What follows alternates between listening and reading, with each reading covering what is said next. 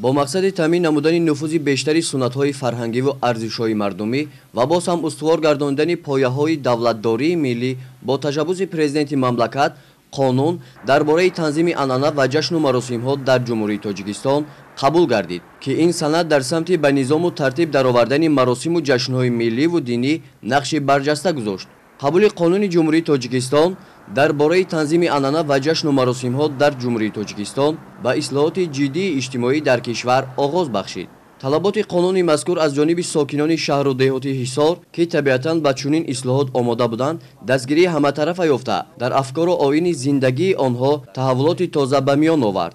در حقیقت معیارهای قانون با حیات روزمره اجتماعی اقتصادی مردم یک نقش مؤثر گذاشته است و این از آن شهادت می‌دهد که روز تا روز سطح نیک و احوالی مردم و به خصوص برای برپا نمودن معرکه‌های خرسندی و آزاداری طبق قانون مردم ما به آن عادت کردند و این یک سبوکیه به حیات روزمره مردم ما به خصوص وادی حصار آورده است. البته آن عنعنه و رسم و رسوم‌هایی که از قدیم الایام خاص مردم ما هستند یگان تای آنها برهم داده شدگی نیست و مقصد قانون هم همین عنعنه‌های اجدادی ملی ما را در دایره چارچوبه معین درآوردن است.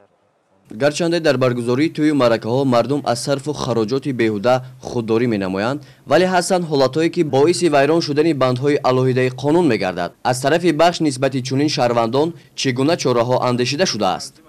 مردم به خوبی ماهیت قانون را درک کردند. اگر با معلومات‌ها نگریم سال 2018 در حدود شهر 13 حالت قانونشکنی از جانب کمیسیون دائمی آشکار گردیدند و آن پرونده‌ها به سود برای چاراندیشی ارسال شده در نتیجه 65,000 سامانی به بودجه دولت وارد کرده شد.